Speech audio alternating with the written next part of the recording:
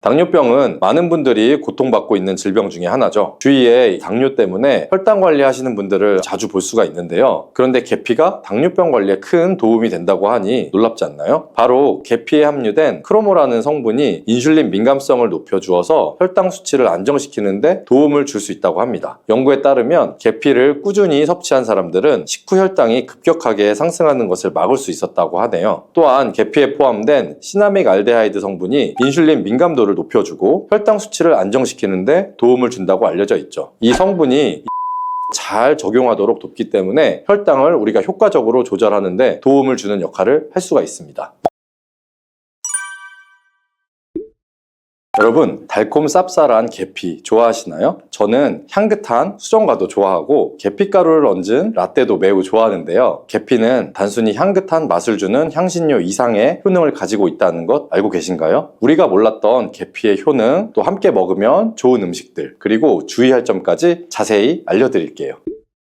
첫 번째 계피의 효능은 바로 암 예방 효과입니다. 계피는 항산화 성분이 풍부한 음식인 거 아시나요? 우리나라뿐만 아니라 전 세계적으로 계피는 많은 사랑을 받고 있는데요. 향이 좋을 뿐만 아니라 계피의 효능 또한 뛰어나기 때문입니다. 계피에는 항산화 물질이 함유되어 있는데요. 이런 항산화 물질은 우리 몸의 세포가 노화되거나 손상되는 것을 막아주는 역할을 합니다. 특히 계피에 들어있는 시나믹 알데하이드라는 성분이 아주 강력한 항암 효과를 가지고 있어 암세포의 성장을 억제하는 효과가 있는 것이죠. 연구에 따르면 계피는 특히 대장암이나 이 간암 예방에도 효과적일 수 있다고 하는데요. 계피에는 항산화 물질인 폴리페놀이 아주 풍부하게 함유되어 있어서 프리라디칼이라고 불리는 유해 분자로부터 우리 세포를 보호하는 역할을 합니다. 프리라디칼은 암 발생과 관련된 DNA의 손상을 일으킬 수가 있기 때문에 항산화 작용을 통해 암 예방에 도움을 줄 수가 있는 거죠. 꾸준히 섭취하면 암 예방에 큰 도움이 될 수 있겠죠. 계피의 놀라운 효능 두 번째는 탁월한 콜레스테롤 관리입니다. 계피는 콜레스테롤 수치 조절에도 아주 유익한 식품인데요. 계피에 포함된 식이섬유와 폴리페놀 성분이 이와 같은 효능을 나타내는데 이 성분들이 혈관을 깨끗하게 유지하는데 중요한 역할을 한다고 합니다. 여러 가지 연구에 따르면 계피에 포함된 성분들이 혈중 나쁜 콜레스테롤을 감소시키고 좋은 콜레스테롤은 증가시키는데 도움을 줄 수 있다고 합니다. 이는 계피에 함유된 특정 화합물이 콜레스테롤의 흡수를 억제하고 간에서 콜레스테롤의 생성을 감소시키는 작용을 할 수 있다는 것을 의미합니다. 또한 계피는 체내에서 지방의 축척을 막고 혈관의 건강을 유지하는 데도 중요한 역할을 한다고 알려져 있죠. 고지혈증이나 고콜레스테롤 혈증은 심혈관 질환을 일으킬 수 있는 중요한 위험 요소로 알려져 있는데요. 계피는 이런 위험 요소를 관리하는 데 도움을 줄 수가 있답니다. 따라서 계피를 적당히 섭취하면 콜레스테롤을 관리하는 데 유익하다고 할 수 있겠죠. 심혈관 질환이 걱정되는 분들에게는 정말 좋은 식품입니다. 세 번째 계피의 아주 놀라운 효능은 바로 당뇨병 예방입니다. 당뇨병은 많은 분들이 고통받고 있는 질병 중에 하나죠. 주위에 당뇨 때문에 혈당 관리하시는 분들을 자주 볼 수가 있는데요. 그런데 계피가 당뇨병 관리에 큰 도움이 된다고 하니 놀랍지 않나요? 바로 계피에 함유된 크로모라는 성분이 인슐린 민감성을 높여주어서 혈당 수치를 안정시키는데 도움을 줄 수 있다고 합니다. 연구에 따르면 계피를 꾸준히 섭취한 사람들은 식후 혈당이 급격하게 상승하는 것을 막을 수 있었다고 하네요. 또한 계피에 포함된 시나믹 알데하이드 성분이 인슐린 민감도를 높여주고 혈당 수치를 안정시키는데 도움을 준다고 알려져 있죠. 이 성분이 인슐린이 더 잘 적용하도록 돕기 때문에 혈당을 우리가 효과적으로 조절하는데 도움을 주는 역할을 할 수가 있습니다. 우리나라보다 더 계피를 좋아하는 인도에서 계피 섭취와 대사증후군에 관련한 실험이 진행되었었는데요. 인도 델리 대학교에서 진행한 실험 연구에 따르면 대사증후군이 있는 116명을 두 개의 그룹으로 나눈 뒤에 약 16주간 한 그룹은 계피 추출물을 섭취하고 다른 한 그룹은 계피 가루가 들어있다고 속인 가짜 약을 섭취하게 했는데요. 16주 뒤에 확인을 해봤더니 계피 추출물을 먹은 그룹은 가짜 약을 먹은 그룹에 비해 대사증후군에 악영향을 주는 체중, 혈당, 콜레스테롤 등의 수치가 개선이 되었다고 합니다. 참으로 놀랍죠. 물론 계피를 꾸준히 섭취하는 것만으로 당뇨병을 완전히 예방할 수 있는 것은 아니지만 식이요법에 포함시킬 수 있는 좋은 재료라는 점은 분명합니다. 네 번째 계피의 놀라운 효능은 바로 계피의 항염 작용입니다. 계피가 항염 작용까지 있다니 참 신기하시죠. 계피에는 항염증 염증 작용이 있는 화합물이 함유되어 있는데요. 계피에 들어있는 시나믹 알데하이드 성분은 염증을 줄이는데 효과적이라고 연구 결과도 나와 있습니다. 이 성분은 몸속 염증 반응을 억제해 주어서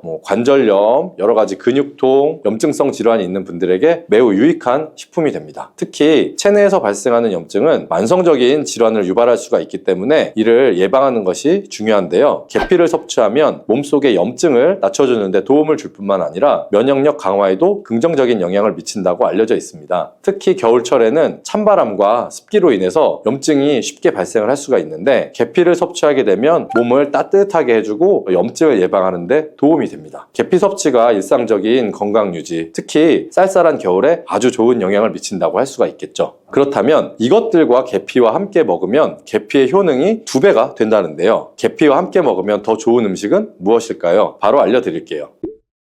계피와 함께 먹으면 좋은 음식 첫 번째는 바로 요거트입니다. 계피를 요거트와 함께 먹으면 정말 맛있고 건강에도 좋다는 거 아시는 분 있나요? 혹시 그릭 요거트나 프로바이오틱스 같은 단어들 들어보셨죠? 요거트에는 단백질, 칼슘, 프로바이오틱스 등의 영양소가 풍부하게 함유되어 있는데요. 요거트는 기본적으로 발효식품으로 몸에 좋은 프로바이오틱스가 풍부해서 장 건강에 도움을 주는데 계피와 요거트를 함께 섭취하면 서로 시너지 효과를 낼 수가 있습니다. 그리고 계피의 항염작용과 혈당 안정 효과가 더해져서 건강을 더욱 향상시킬 수 있죠. 요거트에 계피를 넣으면 소화 기능을 개선해주고 특히 요거트에 계피를 더하면 체내에 지방을 태우는 데 도움이 되는 효과가 있기 때문에 계피와 요거트를 함께 섭취하면 소화를 돕고 체중 관리에도 도움을 받을 수가 있습니다. 이게 다가 아니죠. 계피의 매콤달콤한 향이 요거트와 잘 어울려서 아주 맛있게 즐길 수도 있습니다. 요거트를 자주 드시는 분들은 꼭 한번 계피를 뿌려서 드셔보세요. 샐러드 드실 때 드레싱으로 요거트를 사용한 뒤에 그 위에 계피가루를 톡톡 뿌려서 드시는 것도 아주 좋은 계피와 요거트의 활용법이랍니다. 계피와 찰떡궁합인 식품 두 번째는 사과입니다. 계피와 사과는 정말 잘 어울리는 조합인 것 아시나요? 사과는 비타민C와 식이섬유 그리고 항산화 성분이 풍부해서 면역력 강화와 소화에 도움을 주는 과일인데요. 계피는 당뇨병 예방과 관리에 도움을 주며 혈당 조절에 효과적인데 계피와 사과를 함께 먹으면 두 가지 재료의 장점이 더해져서 더욱 효과적인 건강 관리가 가능하다는 것입니다. 그리고 이 두 가지가 만나면 체중 관리에도 큰 도움이 된다니 같이 안 먹을 이유가 없겠죠. 맛 또한 더욱 좋아지는데요. 계피는 사과의 달콤한 맛을 더욱 풍부하게 만들어주는데 서양에서는 디저트로 사과파이에 계피가루를 얹어서 향긋하게 즐기는 게 유명하죠. 같이 섭취할 때는 사과에 계피를 뿌린 다음 간단히 먹거나 사과를 얇게 썰어서 계피를 뿌려 먹으면 더욱 맛있고 건강한 간식이 될 수 있다는 것 기억해 주시고요. 세 번째, 계피와 먹으면 좋은 음식은 바로 커피입니다. 계피와 커피는 정말 좋은 궁합을 자랑한다는 거 아실까요? 커피는 카페인 덕분에 활력을 주는 음료죠. 커피의 쓴맛은 사람마다 호불호가 갈릴 수가 있습니다. 그런데 계피를 커피에 넣으면 그 쓴맛이 부드럽게 변화하면서 더 풍부하고 깊은 맛을 느낄 수가 있는데요. 계피가 커피의 쓴맛을 부드럽게 감싸주기 때문에 커피를 마시는 동안 입안에 더 부드러운 느낌을 주게 되는 것이죠. 계피는 항염증 효과와 항산화 효과가 뛰어나서 커피와 함께 마시면 건강 효과도 한층 더 올라가는데요. 커피 자체에도 많은 항산화 물질이 포함되어 있는데 계피 역시 강력한 항산화 성분을 가지고 있기 때문에 둘을 합쳐서 마시면 체내의 염증을 줄이고 세포를 보호하는 효과를 볼 수가 있는 것입니다. 계피와 커피를 함께 마실 때 또 다른 장점이 하나 있는데요. 그건 바로 혈당 조절에 있습니다. 커피는 그 자체로 혈당을 빠르게 올리는 경향이 있는데요. 계피가 이 과정을 완화시켜주면서 커피를 마실 때 혈당이 급격하게 상승하는 것을 방지할 수가 있습니다. 그래서 당뇨가 있으신 분들께도 이 두 음료의 조합은 매우 추천드린답니다. 그렇다면 계피와 커피는 어떻게 함께 먹는 것이 좋을까요? 계피와 커피를 함께 즐기기 위한 가장 간단한 방법은 계피가루를 커피에 넣는 것이겠죠. 커피가 다 내려진 후에 4분의 1 티스푼의 계피가루를 넣고 잘 저어주시면 계피의 향이 커피와 자연스럽게 어우러져 아주 향긋한 커피 한 잔을 만들 수가 있습니다. 계피를 너무 많이 넣으면 커피의 맛이 너무 강해질 수가 있기 때문에 적당량을 넣어주시는 것 잊지 마시고요. 또한 계피 스틱을 사용해서 커피를 우려내는 방법도 있는데요. 커피를 내린 후에 계피 스틱을 커피에 넣고 몇 분간 우려내면 계피의 향이 은은하게 배어들어서 훨씬 더 맛있고 건강한 커피를 즐길 수가 있습니다. 계피 스틱을 사용하면 시각적으로도 멋진 효과를 또 줄 수 있기 때문에 커피를 더욱 고급스럽고 멋스럽게 즐기고 싶다면 계피와 커피를 꼭 한번 같이 우려보세요. 계피와 찰떡궁합 꿀조합을 알려드렸다면 이번에는 계피와 함께 먹으면 몸에 해가 되는 음식이 있다는 것 알고 계신가요? 그건 바로 귤이나 자몽, 또 레몬 같은 시트러스 계열의 과일인데요. 계피와 시트러스 계열 과일을 함께 먹으면 안 되는 이유를 바로 알려드릴게요.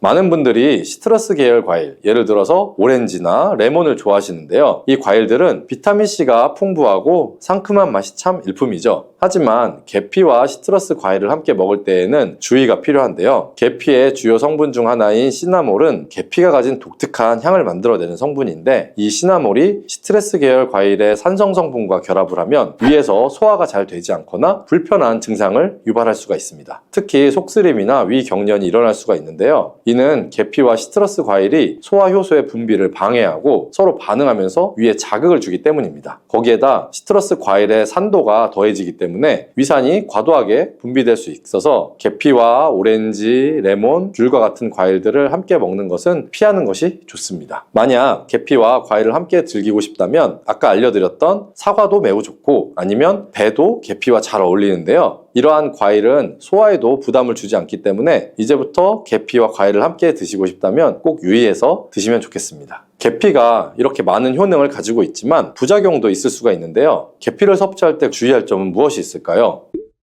그건 바로 과다 섭취 시에 간에 손상을 줄 수 있다는 겁니다. 계피는 적당히 섭취하면 건강에 많은 도움을 주지만 과다 섭취 시에는 간에 부담을 줄 수 있다는 거 혹시 아셨을까요? 특히 일반적으로 판매되는 카시아 계피는 쿠마린이라는 성분을 포함하고 있는데요. 이 성분은 과다 섭취 시에 간 손상을 일으킬 수가 있습니다. 쿠마린은 간독성을 일으킬 수 있는 물질로 알려져 있기 때문에 계피를 과다하게 섭취하는 것은 최대한 피하는 것이 좋겠죠. 여기서 우리가 주로 섭취하는 계피가 카시아 계피인지 세이론 계피인지 헷갈리시는 분들이 있으실 텐데요. 둘의 차이점을 알려드릴게요. 일반적인 계피는 주로 카시아 계피인데요. 카시아 계피는 중국, 인도, 베트남 등 아시아 지역에서 많이 재배가 됩니다. 이 계피는 맛이 더 강하고 매운맛이 나면서 향도 조금 더 진하죠. 가격도 비교적 저렴해서 국내에 유통되는 계피는 대부분 이 카시아 계피라고 보시면 됩니다. 세이론 계피는 주로 스리랑카, 인도의 일부 지역에서 자주 자생하는데요. 이 세이론 계피는 쿠마린의 함량이 매우 적습니다. 그래서 세이론 계피는 일반 계피보다 상대적으로 많이 섭취해도 건강에 부담이 적은 편이고요. 세이론 계피는 향도 더 섬세하고 가벼운 느낌을 준다는데요. 그래서 세이론 계피는 더 희귀하고 가격이 비싸고 고급 계피로 취급이 되며 주로 건강식품이나 고급 요리에 사용이 됩니다. 앞서 말했듯이 우리가 쉽게 구할 수 있는 계피는 카시아 계피인데요. 그래서 섭취할 때는 보통 하루에 1g에서 2g 정도를 섭취하는 것이 안전한 양으로 권장이 되고 있고요. 과다 섭취로 계피의 부작용을 경험하고 싶지 않으시다면 계피를 섭취할 때는 적당량을 지키는 것이 중요하답니다. 꼭 기억해 주세요.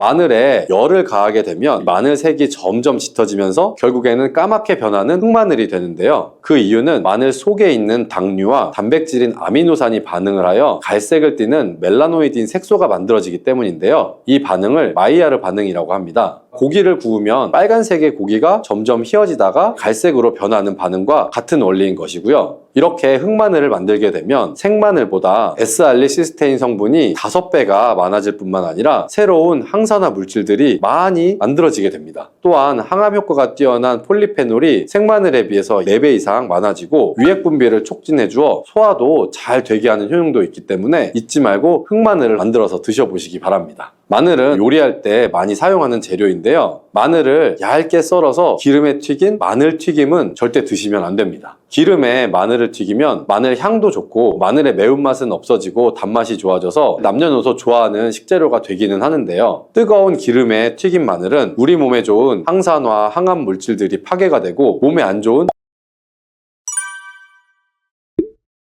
여러분, 마늘이 몸에 좋다는 사실은 너무나도 잘 알고 계시죠? 그런데 이것과 함께 먹으면 암과 치매에 걸린다니 깜짝 놀라셨나요? 아무리 몸에 좋은 마늘이지만 함께 먹으면 오히려 독이 되는 음식들도 있습니다. 그리고 마늘은 생마늘, 구운 마늘, 찐 마늘, 절인 마늘, 흑마늘 등 먹는 방법이 아주 다양하잖아요. 이렇게 먹는 방법에 따라서도 우리 몸에 주는 효능이 다르게 됩니다. 그리고 여기서 잠깐, 마늘 껍질은 대부분 먹지 않고 버리시죠. 마늘 껍질을 오늘부터는 절대 버리지 마시길 바랍니다. 마늘 껍질을 왜 먹어야 하는지, 그리고 또 어떻게 먹어야 하는지 알려드릴게요. 마늘과 절대 함께 드시면 안 되는 음식과 마늘과 함께 드시면 좋은 음식, 그리고 마늘과 마늘 껍질의 효능까지 마늘에 대한 모든 것을 알려드릴게요. 마늘은 우리나라 사람들이 좋아하는 식재료죠. 한국농촌경제연구원이 발표한 자료에 따르면 우리나라 1인당 1년 동안 마늘 소비량이 7kg 정도인데요. 놀라지 마세요. 세계 평균은 0.8kg이랍니다. 우리나라 사람들이 마늘을 많이 먹는다는 거죠. 마늘을 많이 먹는다는 건 그만큼 건강한 식단을 먹고 있을 가능성이 높다는 사실이지만 먹는 방법에 따라서 오히려 독이 될 수도 있습니다. 여기서 마늘과 함께 먹으면 절대 안 되는 음식 첫 번째는 바로 빵입니다. 마늘빵 아시죠? 마늘이 발라져 있어서 달콤 쌉싸름한 마늘 맛도 나고 향긋한 향도 좋아서 즐겨 먹게 되는데요. 마늘이 있어서 몸에도 좋은 빵이라고 착각하고 즐겨 드실 수 있죠. 마늘빵은 많이 드시면 안 됩니다. 왜냐하면 빵의 재료인 밀가루는 탄수화물이 주 성분인데요. 밀가루의 고탄수화물은 소화 과정에서 당으로 분해가 되고 혈당 지수를 급격히 올리게 되며 이때 인슐린의 분비가 과도하게 나오게 됩니다. 이런 현상이 반복되게 되면 체내 인슐린 저항성이 높아지고 췌장을 망가뜨려서 당뇨를 유발할 수가 있는 것이죠. 그리고 이 당은 몸에 흡수되면서 지방으로 변하게 되고 쉽게 살이 찌게 되어 비만을 야기할 수도 있습니다. 또한 밀가루로 빵을 만들면 글루텐이라는 단백질이 생성이 되는데 이 글루텐은 소화불량, 복통, 변비 등의 증상을 유발할 수가 있죠. 이뿐 아니라 글루텐이 몸에 들어오면 장에서 에소루핀이라는 성분이 만들어지는데 이 에소루핀은 중독성이 강해서 밀가루 중독을 일으켜 빵 같은 밀가루를 과다하게 섭취하게 만든다는 것입니다. 마늘이 아무리 좋은 성분으로 항암작용, 항염증 작용을 한다고 해도 마늘빵으로 드신다면 아무 소용이 없게 됩니다. 그럼 마늘은 어떻게 먹어야 마늘의 효능을 극대화할 수 있을까요?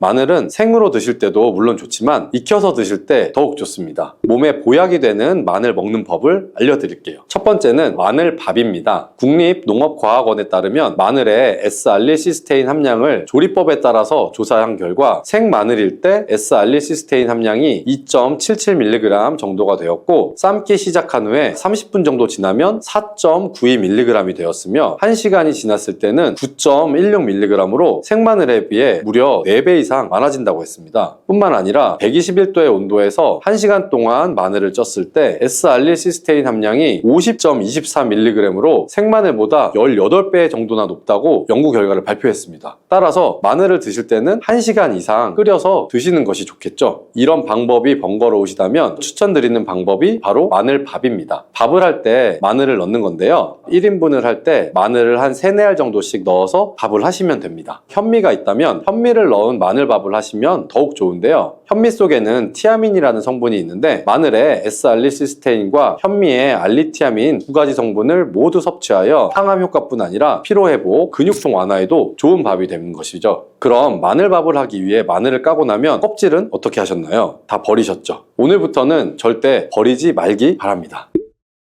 마늘에 효능하면 첫 번째로 생각나는 것이 아마도 항암 효과일 거예요. 그런데 마늘 껍질을 통해서 엄청난 항암 효과를 누릴 수가 있다고 하거든요. 우리나라 연구진에서 연구한 결과 마늘 껍질을 70% 에탄올 용매로 반복적으로 추출해서 만든 마늘 껍질 추출물이 암 예방에 효과가 아주 탁월하다고 발표를 하였습니다. 특히 유방암, 위암, 간암, 대장암, 폐암뿐 아니라 다양한 암세포에 대한 억제 효과가 있다고 했는데요. 그 중에서도 유방암 세포의 증식을 억제하는데 효과가 가장 높았다고 합니다. 마늘 껍질의 두 번째 효능은 바로 심혈관을 튼튼하게 한다는 것입니다. 마늘 껍질은 마늘 알맹이보다 식이섬유가 4배, 폴리페놀이 7배나 많게 함유되어 있는데요. 이 식이섬유는 혈관 내 나쁜 콜레스테롤을 흡착시켜서 몸 밖으로 배출하는 데 도움을 주죠. 항산화 성분인 폴리페놀이 콜레스테롤이 산화되는 것을 막아서 나쁜 콜레스테롤이 만들어지는 것을 방지하는 데 효능이 있는 아주 중요한 성분입니다. 마늘 껍질에 함유된 알리신 성분은 혈중 지지를 낮춰 콜레스테롤과 중성지방을 낮추는 데 효과적인 성분이 되고요. 이를 통해 동맥경화를 방지하는 데 도움을 주어서 심혈관 질환을 예방하는 데 좋은 성분이 되는 것입니다. 또 마늘 껍질을 말려서 분말로 만들어 음식에 넣어 드시면 비만을 막아주는 효과를 볼 수가 있는데요. 식이섬유가 풍부해서 지방의 흡수를 막고 나쁜 지방을 배출하는 데에도 탁월한 효능이 있습니다. 뿐만 아니라 체내 지방 대사를 촉진하기 때문에 지방 분해가 빠르게 일어나 체지방을 제거하는 데도 아주 효과가 좋습니다. 그리고 마늘 껍질을 분말로 드시는 방법 말고 차로도 드시는 방법이 있는데요. 마늘 차를 우리는 방법을 알려드릴게요. 마늘 껍질을 깨끗하게 씻어서 말린 다음에 기름을 두르지 않은 팬에 마늘 껍질을 넣고 볶아주어 수분을 없애줍니다. 이렇게 하는 이유는 수분을 없애기 위한 것도 있지만 마늘 껍질에 열을 가하게 되면 항산화 성분인 폴리페놀과 플라보노이드 성분이 증가하기 때문이에요. 이렇게 수분을 없앤 마늘 껍질을 냉동실에 보관하셨다가 드실 때 끓는 물에다가 소주를 반컵 정도 넣고 물 1리터, 마늘 껍질을 약 15g 정도를 넣고 끓여주시면 됩니다. 이렇게 끓인 마늘 껍질 차를 따뜻하게 드셔도 되고 냉장고에 넣어서 시원하게 드셔도 괜찮습니다. 마늘이 몸에 좋다고 해서 꿀에 마늘을 재워 드시는 분들 계시죠? 물론 꿀마늘이 몸에 좋은 분들도 있지만 꿀과 마늘은 함께 먹으면 안 되는 음식입니다. 식품 비방이라는 문헌에 보면 꿀과 마늘은 함께 먹으면 안 된다라고 적혀 있는데요. 그 이유는 꿀과 마늘이 둘 다 열을 내는 뜨거운 음식이기 때문이에요. 꿀과 마늘을 함께 먹게 되면 체질이 맞지 않는 경우에는 부작용이 크게 나타날 수가 있습니다. 체질이 맞지 않는 분들이 이 꿀마늘을 드시게 되면 눈의 충혈도 잦아지고 노화가 빨라질 수가 있는 거고요. 돋보기를 빨리 쓰게 될 수 있다는 것이죠. 또한 두통이 생기며 피부에도 트러블이 생기는 부작용도 있으니 꼭 기억하시는 것이 좋습니다. 또한 당 섭취에 주의하셔야 하는 당뇨, 고지혈증을 갖고 계신 분들이나 암 환자분들도 절대로 꿀마늘을 드시면 안 됩니다. 그렇다면 마늘은 또 어떻게 먹으면 좋을까요? 바로 다양한 쌈 채소와 함께 드시는 것을 추천해 드리는데요. 마늘의 매운맛을 내는 알리신 성분이 혈관을 건강하게 해서 암을 예방하고 쌈 채소를 통해 다양한 비타민과 무기질을 섭취하며 풍부한 항산화 물질도 섭취해서 몸의 활성산소를 제거하고 혈관을 깨끗하게 해 노화를 방지하고 활력이 넘치는 건강한 몸이 될 수 있는 것이죠. 그런데 마늘을 반찬으로 만들어 드실 때 절대 드시면 안 되는 것이 있습니다. 그것은 바로 마늘 장아찌입니다. 아니, 마늘 장아찌가 왜? 라고 의문이 생기는 분들이 계실 텐데요. 모든 마늘 장아찌가 안 되는 것은 아니고요. 바로 설탕이 많이 들어간 마늘 장아찌는 만들어 드시면 안 됩니다. 시중에 판매되는 마늘 장아찌에는 설탕이 많이 들어가 있을 가능성이 높기 때문에 가급적이면 사드시지 않는 것이 좋고요. 몸에 좋은 마늘도 설탕과 함께 먹으면 오히려 독이 될 수 있기 때문인데요. 설탕이 많이 함유된 마늘 장아찌를 드시게 되면 혈당이 급격하게 오르고 인슐린 저항성이 높아져서 혈액 속에 중성지방이 많아져 혈액을 끈적하게 만들게 되겠죠. 또한 설탕을 많이 섭취하게 되면 뇌에서 기억력을 담당하는 해마의 크기를 줄어들게 합니다. 나중에 기억력이 떨어지고 나아가 치매를 일으키는 것과도 연관이 될 수가 있죠. 집에서 마늘 장아찌를 담가 드실 때에는 설탕을 넣지 마시고 건강한 식재료를 사용하시는 것이 좋겠죠. 마늘을 건강하게 드실 수 있는 또 다른 방법은 흑마늘을 추천해 드립니다. 마늘에 열을 가하게 되면 마늘 색이 점점 짙어지면서 결국에는 까맣게 변하는 흑마늘이 되는데요. 그 이유는 마늘 속에 있는 당류와 단백질인 아미노산이 반응을 하여 갈색을 띠는 멜라노이드인 색소가 만들어지기 때문인데요. 이 반응을 마이야르 반응이라고 합니다. 고기를 구우면 빨간색의 고기가 점점 휘어지다가 갈색으로 변하는 반응과 같은 원리인 것이고요. 이렇게 흑마늘을 만들게 되면 생마늘보다 S알리시스테인 성분이 5배가 많아질 뿐만 아니라 새로운 항산화 물질들이 많이 만들어지게 됩니다. 또한 항암 효과가 뛰어난 폴리페놀이 생마늘에 비해서 4배 이상 많아지고 유액 분비를 촉진해 주어 소화도 잘 되게 하는 효능도 있기 때문에 잊지 말고 흑마늘을 만들어서 드셔보시기 바랍니다. 마늘은 요리할 때 많이 사용하는 재료인데요. 마늘을 얇게 썰어서 기름에 튀긴 마늘 튀김은 절대 드시면 안 됩니다. 기름에 마늘을 튀기면 마늘 향도 좋고 마늘의 매운맛은 없어지고 단맛이 좋아져서 남녀노소 좋아하는 식재료가 되기는 하는데요. 뜨거운 기름에 튀긴 마늘은 우리 몸에 좋은 항산화, 항암 물질들이 파괴가 되고 몸에 안 좋은 탄수화물만 남는 음식이 되게 됩니다. 마늘을 튀길 때 사용하는 기름은 오메가6 지방산이 많은 식용유를 사용하게 되는데요. 이런 기름을 많이 먹게 되면 몸 안에 지방산 불균형이 일어나기 때문에 염증 수치가 높아질 수가 있습니다. 또한 튀긴 마늘을 섭취하게 되면 당독소 또한 높아져서 결국 우리 몸에 인슐린 저항성이 높아지는 악영향을 주는 것이죠. 만약에 기름에 튀긴 마늘을 드시고 싶다면 한 가지 방법이 있는데요. 그것은 올리브유를 사용하시고 불을 오래 가열하지 말고 살짝만 가열하여 마늘도 튀기듯이 오래 하지 말고 살짝 익혀서 드시면 향도 좋고 몸에도 좋은 마늘을 드실 수가 있습니다. 올리브유를 이용한 마늘을 드시는 방법을 하나 더 알려드릴게요. 그것은 올리브유에 마늘을 재워서 먹는 방법인데요. 먼저 마늘을 끓는 물에 넣어서 5분 정도 데쳐주시면 되고요. 소독된 병에 마늘을 담고 여기에 올리브유를 가득 담아줍니다. 이때 통후추를 조금 넣어주시면 풍미를 더욱 높일 수가 있고요. 올리브유와 마늘이 만나서 항산화 성분, 황화물질이 극대화가 돼서 혈관을 튼튼히 하고 혈전 생성을 막고 혈류를 원활하게 해줘서 치매를 예방하는 효과도 생기고요. 심장마비나 뇌졸중까지 예방할 수 있는 보약이 되는 것입니다. 이렇게 만든 마늘 올리브유 절임은 반찬으로 드셔도 좋고 또 생선 요리를 할 때 이 마늘을 으깨서 생선에 발라주면 생선 비린내도 잡아줄 뿐 아니라 마늘과 올리브유의 풍미가 더해져서 더욱 맛있는 요리가 될 수 있으니 참고하시면 좋겠습니다.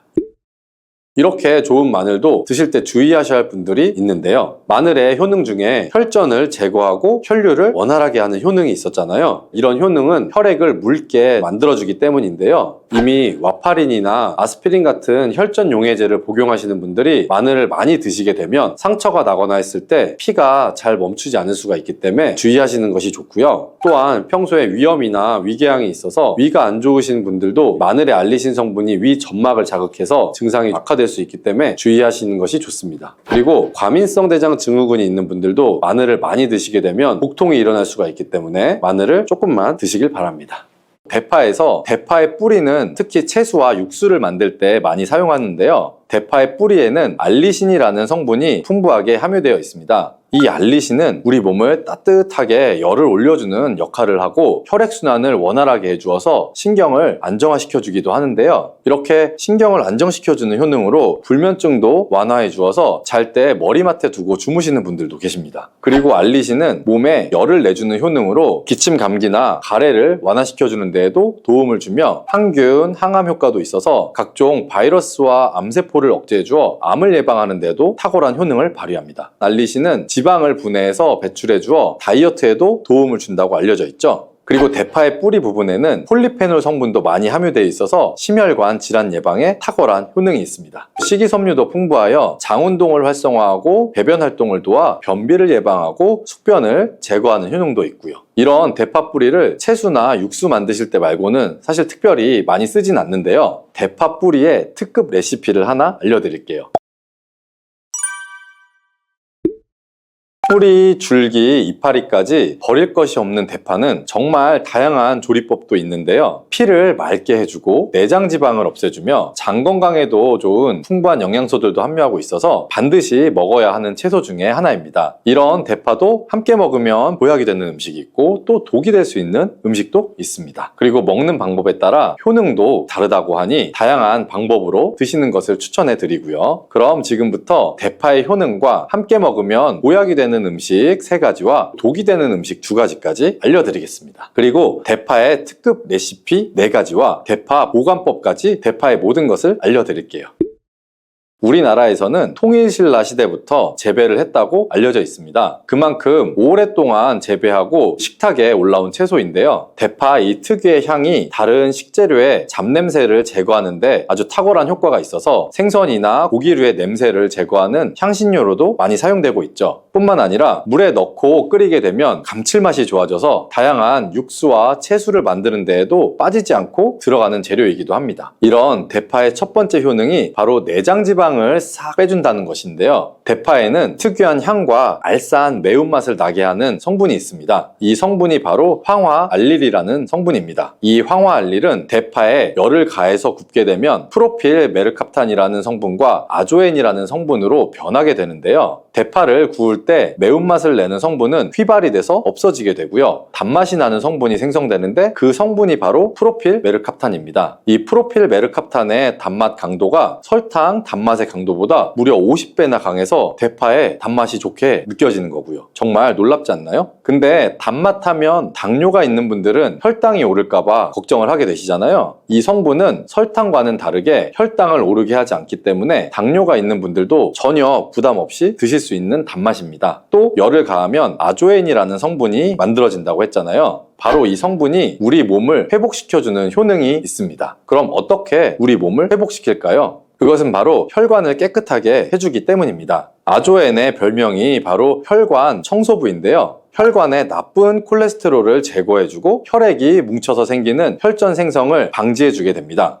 혈관도 확장해줘서 혈액순환을 원활하게 해주는 역할도 해주고요. 이런 효능으로 신진대사를 원활하게 해주고 동맥경화, 고지혈증, 고혈압 등의 심혈관 질환을 예방하는 데에도 도움을 줄 수가 있습니다. 뿐만 아니라 내장지방을 분해해서 몸 밖으로 배출시켜주는 효능이 있어 건강뿐 아니라 다이어트에도 도움을 주는데요. 최근에는 다이어트 식품으로도 많이 활용이 되고 있습니다. 그리고 대파의 녹색 부분에는 베타카로틴이 풍부한데요. 이 성분이 바로 강력한 항산화 물질입니다. 이 베타카로틴은 우리 몸속의 활성산소를 제거하여 노화를 방지해주고 피부의 탄력도 유지해주며 주름을 예방하는 효능도 탁월해서 피부 미용에도 좋은 영양소입니다. 그리고 면역세포의 기능을 강화시켜주기 때문에 감기나 독감 등의 질병을 억제해주고 알레르기 반응을 줄여주는 효과도 있답니다. 또한 베타카로틴은 눈의 피로도 해소해주게 되죠. 시력을 보호하고 야맹증과 안구 건조증을 예방하는 데에도 도움을 줄 수가 있고요. 대파의 베타카로틴은 구울 때 약 2.5배 정도가 증가한다고 하는데요. 이런 대파의 효능을 극대화시켜서 먹을 수 있는 방법이 있습니다. 대파의 특급 레시피를 소개해 드릴게요. 우선 대파를 깨끗하게 씻어 주시고요. 5cm 정도로 잘라 주시면 됩니다. 대파를 반으로 갈라 주셔도 되고 그냥 사용하셔도 상관없고요. 기름을 두르지 않은 팬에다가 대파를 올린 다음에 구워 주시는데 앞뒤로 골고루 약간 탄 것 같이 잘 구워 주시면 되고요. 이제 장을 만들 건데요. 물을 2컵 정도 해서 넣어주시고 간장을 반컵 정도 넣어줍니다. 그리고 고춧가루와 참기름을 1스푼씩 넣어주세요. 이렇게 넣고 한번 끓여주시고 다 끓고 나면 식초를 반 스푼 정도 넣어주시면 됩니다. 이렇게 만들어진 양념장을 구운 대파를 넣은 그릇에 붓고 하루 정도 숙성시켜서 드시면 됩니다. 물론 바로 드셔도 되지만 숙성시켜 드시면 더 맛있는 대파 요리를 드실 수가 있습니다. 그리고 대파에서 대파의 뿌리는 특히 채소와 육수를 만들 때 많이 사용하는데요. 대파의 뿌리에는 알리신이라는 성분이 풍부하게 함유되어 있습니다. 이 알리신은 우리 몸을 따뜻하게 열을 올려주는 역할을 하고 혈액순환을 원활하게 해주어서 신경을 안정화시켜주기도 하는데요. 이렇게 신경을 안정시켜주는 효능으로 불면증도 완화해 주어서 잘 때 머리맡에 두고 주무시는 분들도 계십니다. 그리고 알리신은 몸에 열을 내주는 효능으로 기침 감기나 가래를 완화시켜주는 데에도 도움을 주며 항균, 항암 효과도 있어서 각종 바이러스와 암세포를 억제해 주어 암을 예방하는 데도 탁월한 효능을 발휘합니다. 알리신은 지방을 분해해서 배출해 주어 다이어트에도 도움을 준다고 알려져 있죠. 그리고 대파의 뿌리 부분에는 폴리페놀 성분도 많이 함유되어 있어서 심혈관 질환 예방에 탁월한 효능이 있습니다. 식이섬유도 풍부하여 장운동을 활성화하고 배변 활동을 도와 변비를 예방하고 숙변을 제거하는 효능도 있고요. 이런 대파 뿌리를 채소나 육수 만드실 때 말고는 사실 특별히 많이 쓰진 않는데요. 대파 뿌리의 특급 레시피를 하나 알려드릴게요.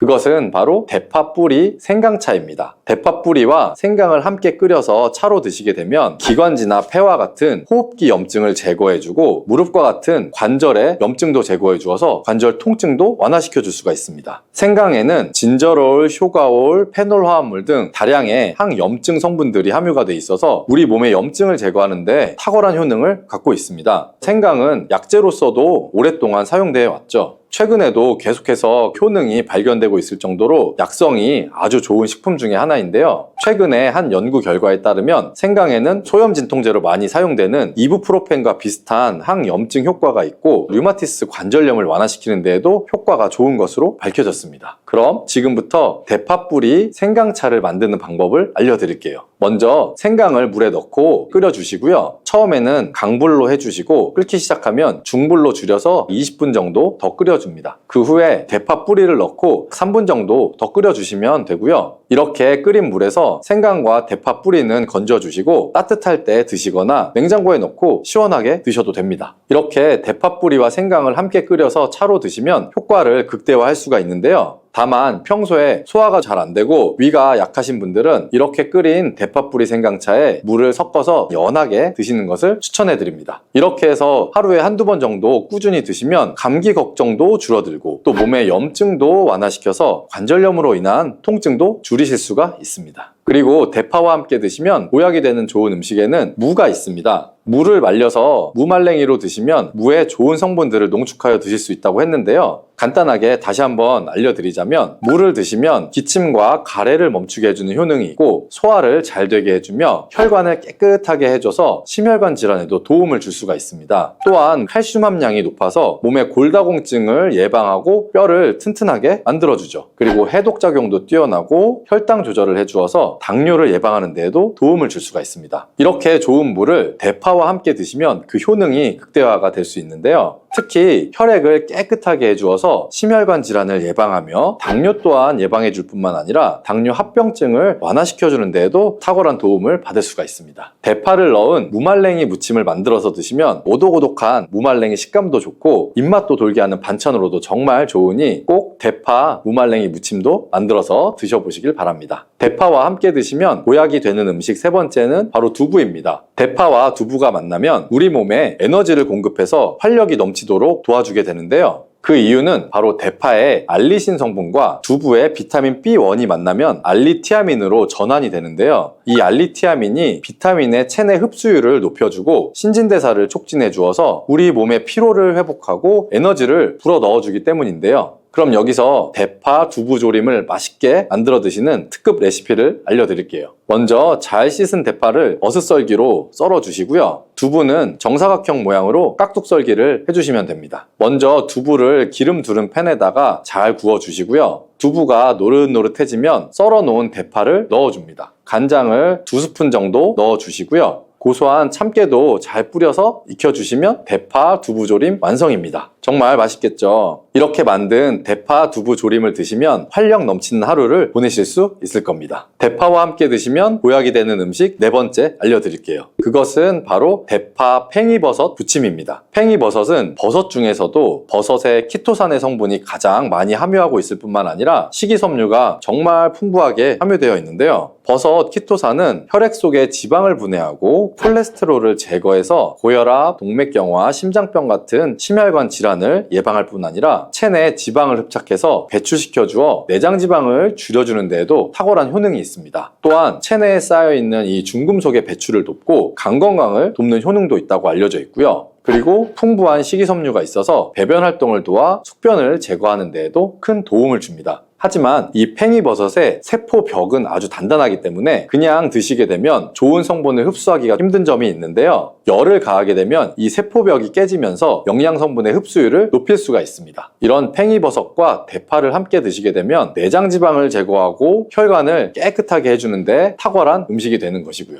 먼저 팽이버섯의 밑둥은 잘라버리시고요. 팽이버섯을 적당한 크기로 잘 썰어주세요. 그리고 흐르는 물에다가 잘 씻어주시면 되고요. 그리고 대파는 어슷썰기로 잘게 썰어주세요. 적당한 용기에다가 계란을 넣고 풀어주시고요. 팽이버섯과 대파를 넣어서 잘 섞어주시고 소금을 한 꼬집 넣어서 간을 해주시면 됩니다. 이제 잘 달궈진 팬에다가 기름을 두르고 부쳐주시면 됩니다. 정말 쉽죠?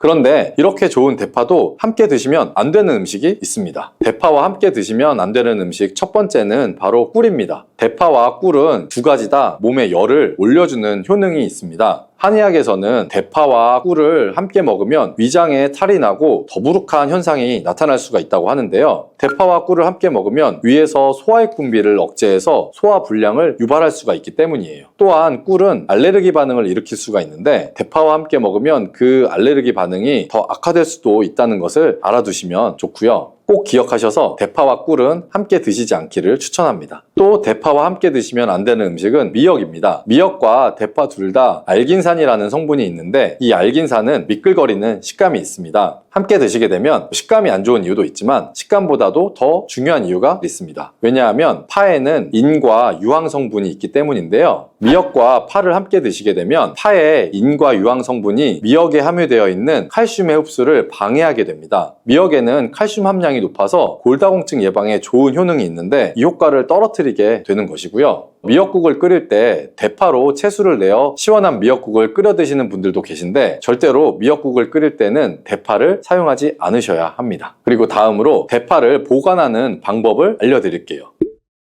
대파를 한 단 사면 양이 많아서 한 번에 드시지 못하는 경우가 많죠. 대파를 보관하실 때는 씻지 않고 흙이 묻은 채로 보관하는 것이 좋지만 사용하기 불편하기 때문에 씻어서 보관하는 방법을 알려드릴게요. 우선 잘 씻은 대파를 줄기와 잎부분으로 나눠서 잘라 주시고요. 물기를 제거한 다음 키친타올을 넣은 지퍼백에 줄기와 잎부분을 나눠 담아서 냉장고에 보관해 주시면 됩니다. 이렇게 하시면 약 2, 3주 정도는 보관이 가능하고요. 더 장기간 보관하시려면 냉동을 하시면 되는데 냉동 보관하시려면 대파를 사용하기 원하는 크기대로 자른 다음 지퍼백에 넣어서 냉동하시면 됩니다. 이렇게 하시면 냉동된 대파를 꺼내서 요리하실 때 바로 사용하실 수 있을 겁니다.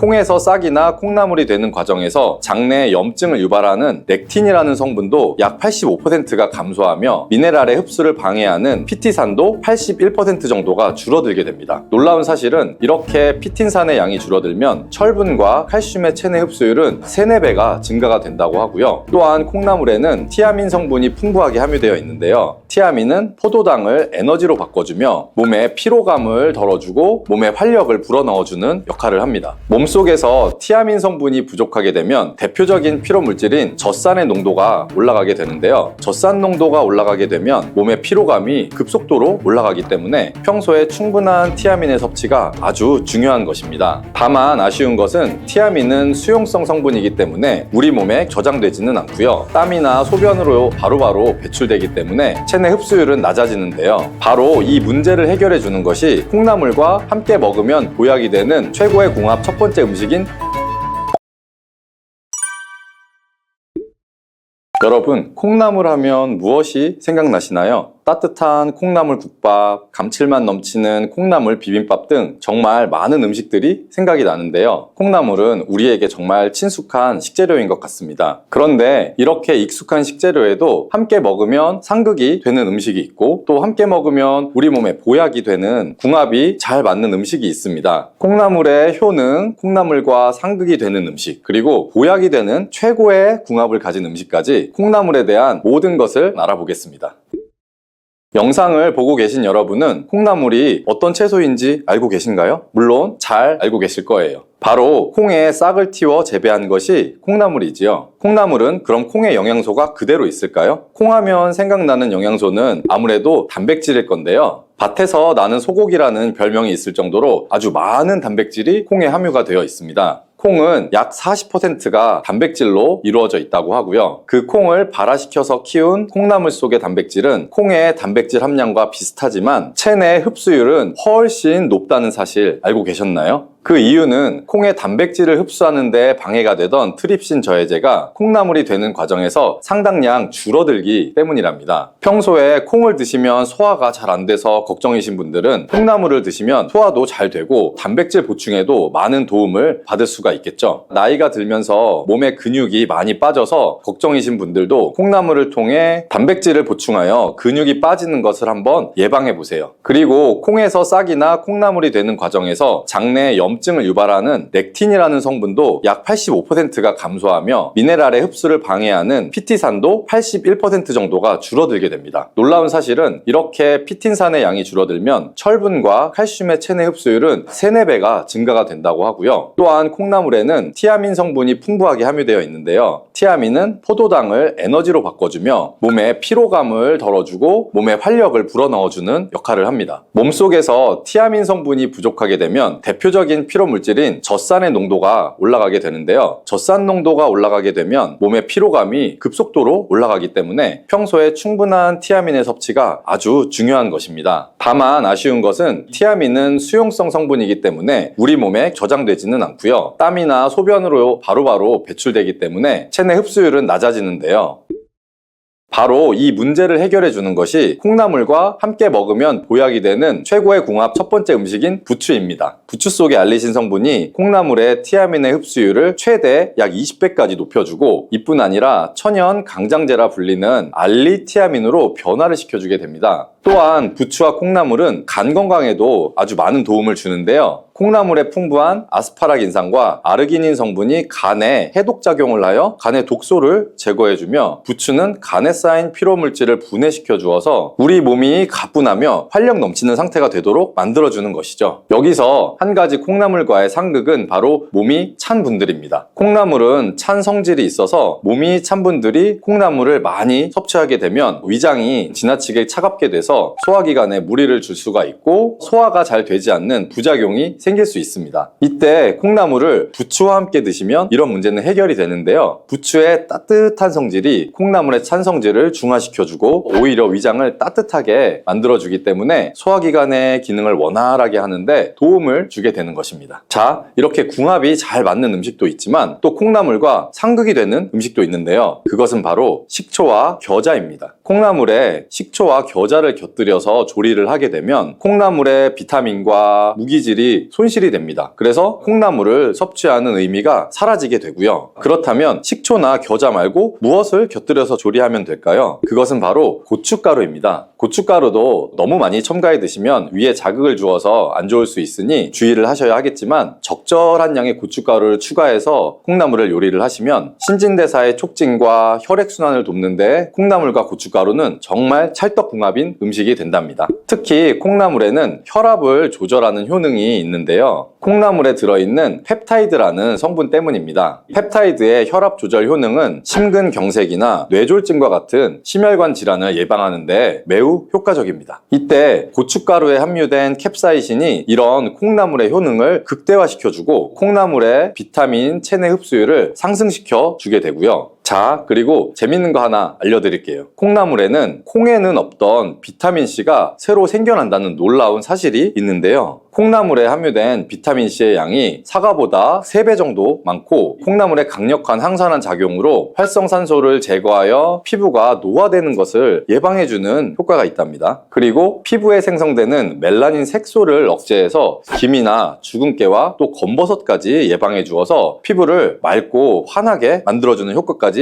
누릴 수가 있고요. 콩나물의 비타민C는 콜라겐의 합성에도 관여하여 피부를 탄력 있게 만들어줍니다. 이렇게 콩나물의 비타민은 피부를 건강하게도 하며 우리 몸의 면역력을 강하게 해주어 감기 바이러스가 들어오면 바이러스를 제거하는 데도 도움을 주기도 하고요. 두통을 완화시켜 줄 수 있고 몸살로 인해서 통증을 완화시켜주는 천연 진통제 역할도 해줍니다. 이때 우리가 배를 함께 섭취하게 되면 몸속의 열기를 더 잡아줘서 강력한 해열작용을 하게 되는데요. 배에 함유된 루테올린과 사포닌 성분은 강력한 항염증 성분으로서 기관지의 염증을 완화시켜주고 가래를 제거하는 데 도움을 줍니다. 이러한 효능들로 콩나물과 배를 함께 드시게 되면 초기 감기로 인한 기침, 가래도 완화시키고 감기로부터의 몸의 회복을 빠르게 도와줄 수가 있습니다. 또한 콩나물과 배는 식이섬유가 풍부해서 장 기능도 개선을 해주는데요. 콩나물의 수용성 식이섬유가 다량의 수분을 흡수하기 때문에 변의 부피를 크게 만들어주고요. 변을 무르게 만들어서 변비를 예방하고 완화시킬 수가 있고요. 또 배에 풍부한 펙틴 성분은 나쁜 콜레스테롤을 배출시켜서 심혈관 질환을 예방하고 장 속의 유익균의 성장을 도와주어 장내 환경을 개선하는 데 큰 역할을 해줍니다. 이렇게 좋은 콩나물도 드실 때 주의하실 것이 있는데요. 바로 콩나물을 생으로 드시면 절대 안 됩니다. 콩나물의 재배 환경이 덥고 습하기 때문에 박테리아인 살모넬라균과 대장균에 감염이 잘 될 수가 있습니다. 그래서 콩나물을 그냥 생으로 드시게 되면 식중독에 걸릴 가능성이 생기는 거고요. 또한 대부분의 채소에 함유된 비타민C는 열에 좀 약하지만 콩나물의 비타민C는 열을 가해도 50% 이상 손실이 되지 않기 때문에 콩나물은 반드시 익혀서 드시는 것이 좋습니다. 콩나물과 함께 드시면 보약이 되는 최고의 궁합 음식 세 번째는 바로 돼지고기입니다. 돼지고기에는 단백질뿐 아니라 아미노산과 비타민, 철분, 또 아연 등의 영양소가 풍부하게 함유가 되어 있죠. 하루 일과를 마치고 피곤할 때 저녁으로 삼겹살을 먹고 나면 피로감이 많이 사라지고 몸에 힘이 나지 않나요? 그 이유는 돼지고기 속에 피로회복에 탁월한 효능이 있는 비타민 B1이 아주 풍부하게 함유되어 있기 때문인데요. 이 양이 소고기의 약 10배 정도가 된다고 하니 정말 놀랍지 않나요? 이뿐 아니라 돼지고기에는 불포화 지방산이 풍부해서 체내에 콜레스테롤이 쌓여서 혈관을 막는 것을 막아주고 또 몸속의 염증을 제거하고 중금속을 배출시켜주는 놀라운 효능까지 있답니다. 이때 콩나물과 함께 드시게 되면 그 시너지 효과가 폭발하게 되는데요. 돼지고기의 영양 성분의 흡수율을 높여서 효능을 극대화시킬 수가 있는 거죠. 자, 이렇게 좋은 콩나물도 호르몬 관련 질환을 갖고 있는 분들은 섭취에 주의하셔야 할 점이 있는데요. 콩나물에는 식물성 에스트로겐인 이소플라본을 함유하고 있습니다. 이 성분은 체내에서 에스트로겐과 유사한 작용을 하게 되는데요. 그래서 유방암, 자궁암, 또 난소암과 같은 호르몬 민감성 질환을 갖고 있는 분들은 콩나물의 이소플라본이 증상을 악화시킬 수가 있기 때문에 과하게 드시지 않는 것이 좋겠습니다.